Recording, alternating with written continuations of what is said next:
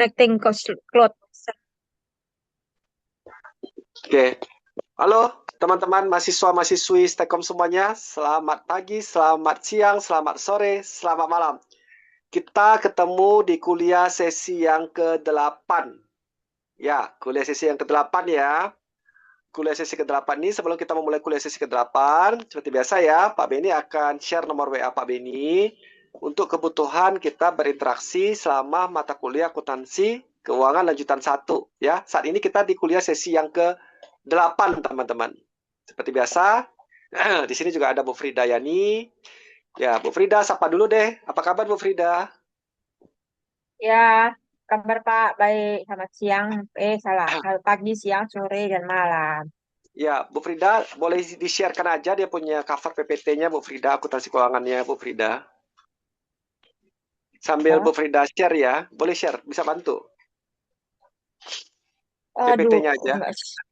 Oh ya udah nggak apa-apa, Bentar nggak Pak, apa-apa, belum siap. nggak apa-apa. Oke, teman-teman, di kuliah sesi ke-8 ini adalah pertengahan perkuliahan kita ya. Kan kita akan kuliah nih sampai kurang lebih 15 sesi ya, kurang lebih di angka 15 sesi. Nah, di kuliah sesi ke-8 ini kita berada di posisi yang sebenarnya konteksnya adalah mereview teman-teman ya, mereview dari kuliah sesi 1 sampai kuliah sesi 7 ya. Kita review dari kuliah sesi 1 sampai sesi 7. Nah, teman-teman, di akuntansi keuangan lanjutan 1 ya, kita tidak ada UTS ya. Akuntansi keuangan lanjutan 1 dengan dosennya Pak Beni Cuaca, kita nggak ada UTS, kita nanti langsung UAS di akhir ya. Ujian akhir semester kita di akhir. Oke ya. Nah, jadi di ujian akhir semester nanti ini, di akhir perkuliahan, ya teman-teman harus memahami poin-poin yang penting ya, poin-poin yang penting dari setiap penjelasan Pak Ben tadi. Makanya sebelum kita melangkah kuliah lagi di sesi yang ke-9, di kuliah sekarang ini ya, kuliah sekarang ini, di sesi yang ke-8, Pak Beni akan highlight dulu nih, poin-poin yang penting itu apa aja sih, ya, supaya kalian, bagi teman-teman nih, mungkin yang cara belajarnya itu kurang lebih tidak suka membaca, tapi lebih suka mendengar. Jadi Pak Beni highlight ya, dengan harapan semuanya setidaknya bisa paham deh, nggak usah paham 100% ya Pak Beni jelasin, 20% aja. Kalau 20% udah paham dan bisa implementasikan, nah itu kan sangat baik gitu ya. Nah, itu paling penting. Sebentar ya, 2 detik. 08 3 kali sih. Nah, jadi itu paling penting ya teman-teman ya. Jadi kita mulai dulu nih. Kita highlight.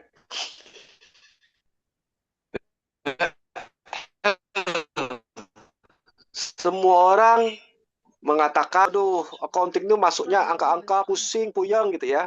Terus yang kedua, agak belajar accounting, katanya bisa diganti dengan AI. Ya kan, katanya bisa diganti tuh. Waduh. Akhirnya kita mulai malas, kita nggak kuliah, kita belajar accounting dulu lah. Kita juga belajar, ya kan? Nah, kenapa kuliah accounting? Ya, S1 akuntansi kenapa? Dengan harapan cepat cari kerja, Pak Beni. Jadi apa? Jadi staff admin. Nah, ya kan? Persepsi ini yang selama ini mungkin terbangun. Nah, inilah yang Pak Beni meluruskan di kuliah sesi ke-8 ini sambil kita mereview kuliah sesi 1 sampai kuliah sesi 7 ya. Nah, di kuliah sesi ke-8 ini Pak Beni meluruskan dulu nih.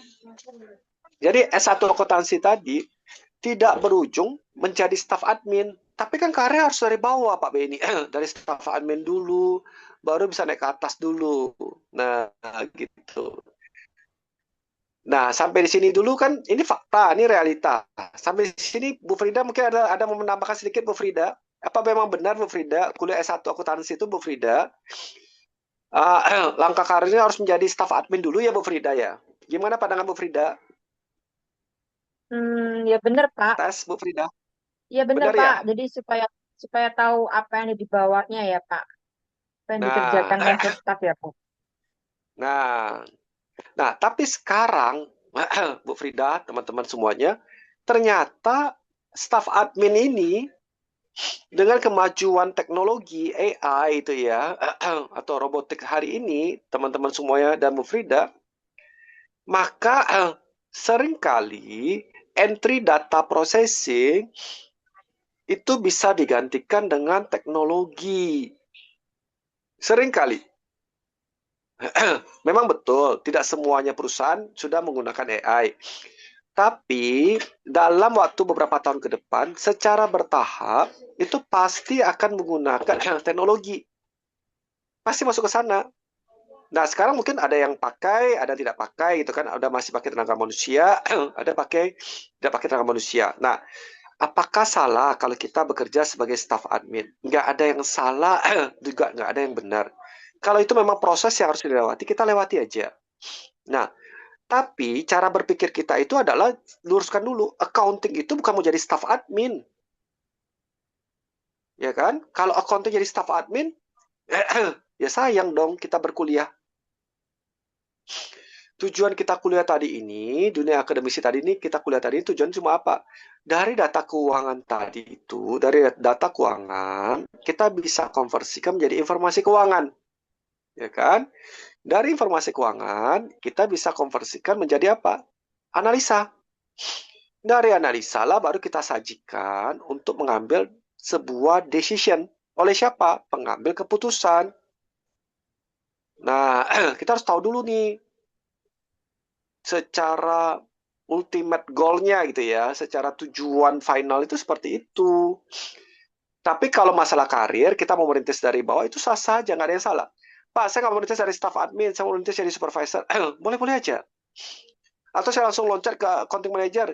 Ya boleh-boleh aja. Asal kita paham. Ya, kalau kita nggak paham, terus apa yang kita mau jadi manajer? Nah, jadi, Pak, saya mau jadi staff admin ya, Pak. Tapi staff admin saya nggak mau lama-lama. Semua karir itu ya ditentukan bukan oleh perusahaannya sebenarnya, teman-teman. Tapi oleh seberapa cepat kita belajar beradaptasi, mengupgrade kita punya skill. Nah, itu poin satu. Ya, jadi tujuan seorang accounting tadi sebenarnya adalah apa? Mengolah data keuangan sehingga bisa berubah menjadi sebuah informasi bisnis. Informasi bisnis ya. Nah, dari informasi bisnis lah baru kita bisa analisa untuk ngambil keputusan. Nah, itu poinnya. Nah, clear di situ ya. Nah, apakah AI nggak bisa menggantikan dari sisi mengolah data? Oh, pasti bisa. Pasti bisa, nggak usah jauh-jauh. Contoh lah, kalau kita menggunakan Excel, ya kita menggunakan VLOOKUP, kita menggunakan pivot, ya kita menggunakan makro aja, itu sudah bisa membantu sangat banyak tuh pekerjaan-pekerjaan reconcile yang terjadi di Excel. Nah, sampai di sini mungkin ada poin yang mungkin mau di-sharing oleh Bu Frida, silakan. Belum ada, Pak. Ya, betul sekarang Bu Frid, dengan menggunakan makro Excel aja, nggak usah canggih-canggih lah. Kita bisa mempermudah, mempercepat pekerjaan dengan menggunakan daripada menggunakan hanya VLOOKUP, hanya pivot-pivot. Dengan makro di Excel aja kita bisa langsung mempercepatnya. Setuju nggak Bu Frida? Oh, setuju, Pak. Nah, kalau sudah bisa seperti itu, sudah bisa secepat itu, Bu Frida, kira-kira perusahaan bisa berhemat nggak tuh Bu Frida? Apa, Pak? Ini putus-putus, Pak, suaranya, Pak. Kalau dengan menggunakan makro di Excel nih, contoh daripada kita menggunakan reconcile manual di Excel, kira-kira perusahaan bisa lakukan cost saving nggak tuh? Iya, cost saving, Pak. Nah, cost saving dari mana? Dari sisi waktu kerja. Kalau kalau Iya. kalau pekerjaan rutin ya Bu Frida ya, pekerjaan rutin terus dilakukan terus menerus berulang-ulang, kenapa nggak dimakrokan aja di Excel itu loh? Sehingga dia bisa langsung jalan otomatis. Nggak perlu kita bulan depan kita ulang lagi, 3 bulan lagi kita ulang lagi. Benar nggak Bu Frid? Iya, betul, Pak. Nah, Menghemat waktu. nah, itu dalam proses baru di level data Bu Frida, teman-teman. Data baru itu, belum diubah ke informasi. Nah, tugas kita apa? Naik level dong ke informasi. Nah, konversi menjadi informasi. Dari informasi baru tukar lagi ke analisa. Analisa baru tukar lagi ke decision. Nah, oke ya, clear ya. Nah, dalam akuntansi sendiri itu dibagi dua secara garis besar, teman-teman ya. Ada akuntansi keuangan, ada akuntansi manajemen, akuntansi manajerial ya. Nah, di perkuliahan kita sekarang ini kita belajar akuntansi keuangan, lanjutan satu. Nah, akuntansi keuangan itu lebih saklek, lebih kaku. Loh, kenapa kaku? Karena dia digunakan oleh pihak eksternal, bukan internal perusahaan. Siapa yang gunakan tadi? Investor, supplier, ya seluruh lah. Siapa lagi? Perbankan, vendor itu ya. Itu pakai semua tuh laporan keuangan kita. Nah, karena laporan keuangan kita tadi dipakai sebagai acuan bagi pihak eksternal dalam mengambil sebuah keputusan, maka harus ada standar yang ngaturnya. Nah, kalau nggak ada standar, terus gimana dong? Masih ingat kuliah-kuliah sebelumnya? Suhu 45 derajat Celcius dikatakan sehat. Kan nggak masuk di akal, ya kan? Nah, cara mencatat pendapatan itu semau hati kita, ya juga nggak benar dong. Kan nggak ada yang ngatur Pak Beni. Nah, maka itu diatur lah, pakailah standar, standar akuntansi keuangan. Nah, supaya bisa terjadi internasional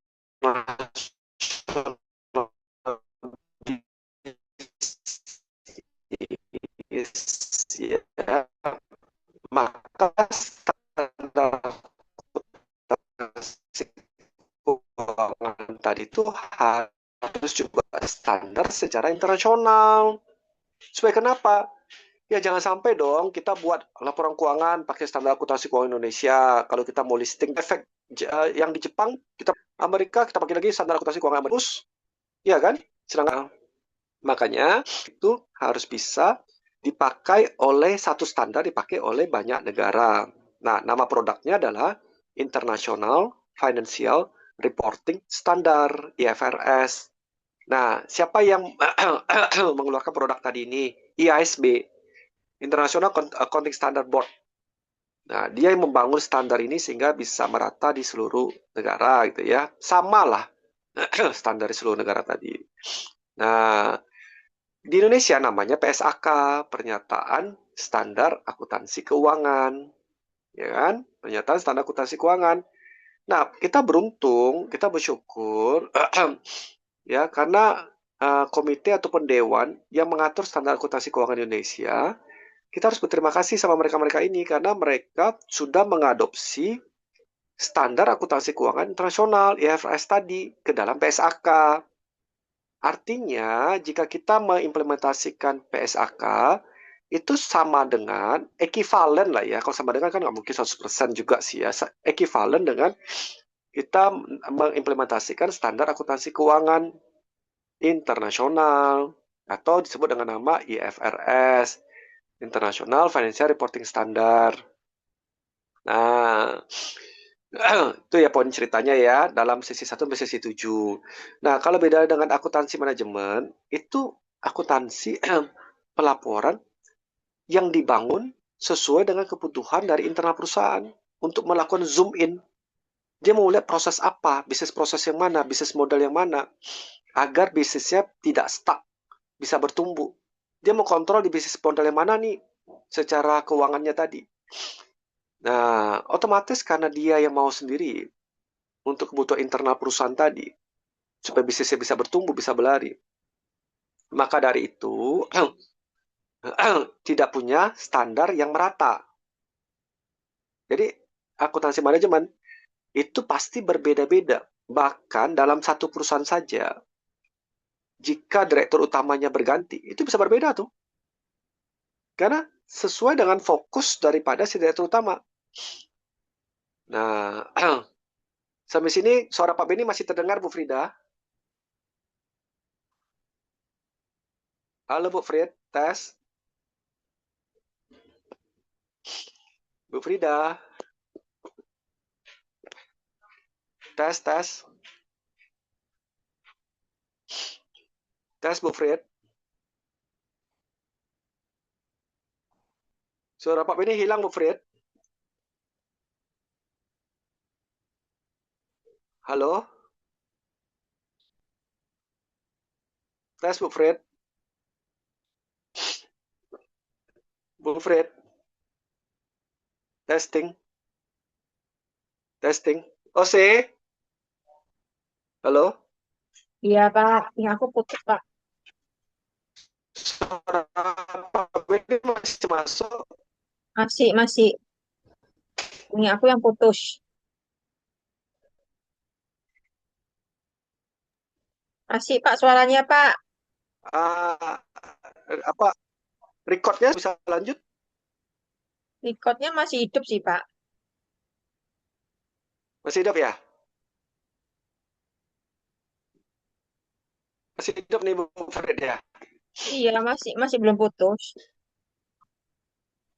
Oh ya udah. Ini lanjut lagi ya. Oh tadi bukan termute ya? Tapi sinyal ya? Iya, di sini hujan deras kan saya sudah bilang tadi. Ya oke. Sebentar lagi ya Bu Frid ya. Supaya ini akhiri dia. Nah, ini akuntansi manajemen tadi ya, karena akuntansi manajemen sesuai dengan kebutuhan daripada si internal perusahaan ya, dia mau bertumbuh ataupun dalam satu perusahaan yang sama pun jika berganti direksi pun bisa berbeda tuh pelaporan akuntansi manajemennya. Nah, seorang akuntansi manajemen juga harus bisa memberikan sebuah informasi keuangan ya sesuai dengan kebutuhan departemen head masing-masing. Kalau departemen head HRD itu dia harus bisa memberikan informasi keuangan sesuai dengan kebutuhan daripada XR tadi. Operational manager, maka si akuntansi manajemen tadi harus memberikan juga informasi keuangan sesuai dengan kebutuhan operational manager. Nah, sehingga tujuannya apa? Supaya masing-masing departemen head tadi itu bisa mengambil keputusan. Jadi jangan cuma sediakan data keuangan, habis itu dilempar semuanya gitu loh ke masing-masing departemen head. Ya udah kamu baca sendiri, nggak bisa baca ya bukan urusan saya. Ya nggak bisa. Kita yang harus menyajikannya. Karena tujuan kita adalah sebagai seorang accountant tadi itu memastikan bisnis perusahaan tadi itu secara keuangannya itu, secara transaksi keuangan tadi itu bertumbuh teman-teman. Jadi bukan hanya sekedar mencatat gitu loh, tapi memastikan untuk bertumbuh gitu loh. Nah, oke Bu Fred. Suara masih aman Bu Oke, Fred? Pak. Ya, suara Masih masih aman ya. aman. Oke. Nah, terakhir dari Pak Beni ya teman-teman ya. Jadi akuntansi keuangan, akuntansi manajemen. Ini dua profesi yang berbeda nih ya. Ya. Akuntansi keuangan nanti melahirkan namanya CPA, Certified Public Accountant gitu ya. Akuntansi manajemen melahirkan Management Accountant, Certified Management Accountant. Pak Beni Certified Management Accountant, bukan CPA gitu ya. Nah, tapi secara general akuntansi itu ada profesinya ya, namanya Charter Accountant. Itu harus terregister CA tadi ya. Kalau orang dulu namanya PPAK ya. Pendidikan profesi akuntan itu loh. Kalau yang sekarang namanya Charter Accountant tadi, CA itu loh. Nah, CA ini bisa berpraktek ya, bisa buka kantor akuntan sendiri, tapi tidak bisa audit, tidak bisa memberikan opini. Yang bisa memberikan opini hanya yang memegang license dari CPA. Itu bisa memberikan opini. Kalau selain itu nggak bisa. Oke ya. Nah, itulah poin tadi itu. Nah, menarik ya. Artinya apa?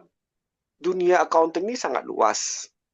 Jangan kita mengkerdilkan dunia accounting sebagai seorang staff admin. Kita yang mengkerdilkannya, terus kita ngomong, kita salah masuk jurusan akuntansi, sehingga jadi staff admin terus. Kita yang harus keluar dari cara berpikir kita yang selama ini keliru gitu loh. Nah, Pak Bini harap kuliah sesi 1 sampai sesi 8 ini, ya, terutama di sesi 8 ini, Pak Bini sudah mereview secara garis besar, ya, bisa membuka cara berpikir kalian, cara pandang kalian terhadap dunia accounting ini. Bisa lebih fair dalam kita memberikan penilaian terhadap profesi accounting di masa depan. Apakah memang benar accounting punah? Atau malah accounting ini justru naik daun di masa depan? Nah, itu dari perkuliahan sesi 1 sampai ke sesi ke-8 itu Pak Beni sudah memberikan sebuah gambaran. Oke. Yang terakhir dari Pak Beni adalah ingat masih suara Pak Beni masih clear ya Bu Frida? Tes. Tes Bu Frid. Halo Bu Frida. Iya, Tes. Pak. Masih clear ya? Iya, Pak. Oke. Nah, akhir dari kuliah sesi ke-8 ini teman-teman Halo. ya. Halo, suara Pak Beni masuk ya? Masuk, Pak. Akhir sesi dari kuliah sesi 1 sampai 8 ini adalah ya sebelum kita lanjut di sesi ke-9 adalah Pak Beni kepengen mendobrak cara berpikir yang selama ini keliru ya terhadap dunia accounting. Itu satu. Terus yang kedua, bagaimana kita bisa memahami bahwa yang kita pelajari tadi itu ternyata implementasinya, implikasinya di dunia real itu seperti apa itu loh. Ya kan? Dan yang ketiga tentu saja Pak Beni berharap nilai kalian dapat A dong, jangan B ya, jangan B. Nah, terlepas daripada semua ini, 3 poin yang penting kalian ingat selalu pesan Pak Beni. Ya, poin pertama adalah beriman kepada Tuhan, beribadah ya. Yang kedua adalah hormati ayah dan ibumu. Yang ketiga adalah berkontribusi dimanapun kita berada sebagai saluran berkat dan pembawa kebahagiaan bagi orang di sekeliling kita dimanapun kita berada, ya. Dan kalau teman-teman butuh uh, diskusi lebih lanjut ataupun ada kendala dalam perkuliahan akuntansi keuangan lanjutan 1, silakan kontak ya nomor WA Pak Beni ya 0821 4103 0657. Pak Beni ulang ya 0821 4103 0657 ya. Apapun kendala kalian tolong chat Pak Beni Japri, tapi tolong kasih tahu nama siapa dari Stekom itu ya, mahasiswa kelas mana, Pak, terus masalahnya apa ya, karena Pak Beni tidak akan merespon kalau cuma ngomong sore Pak Beni,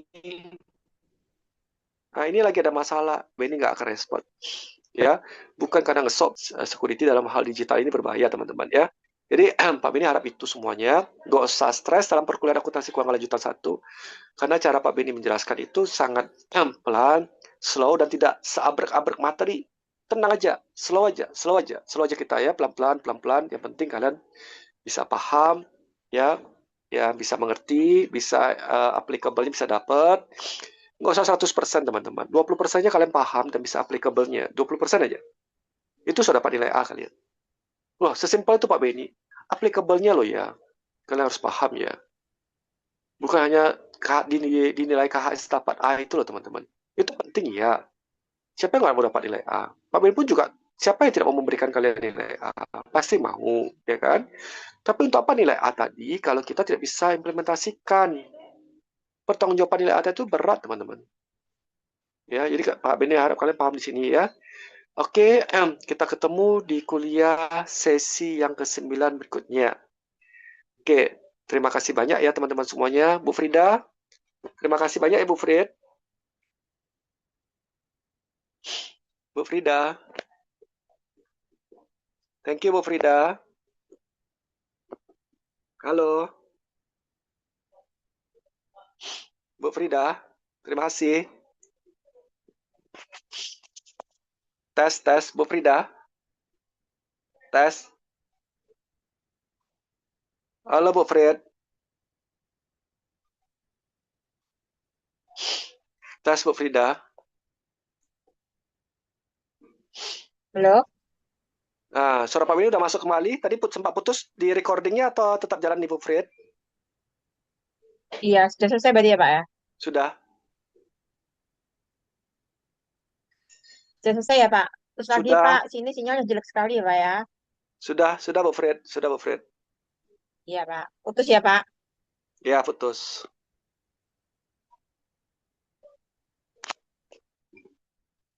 Ose, Ose, Ose, Ose.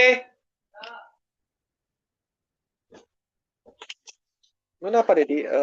Pak Dedi tukar baju ini keluarkan dulu, terus kita ke CTI lagi. Mana baju Dedi? Keluarkan CTI. Oke, tadi itu bagus atau enggak?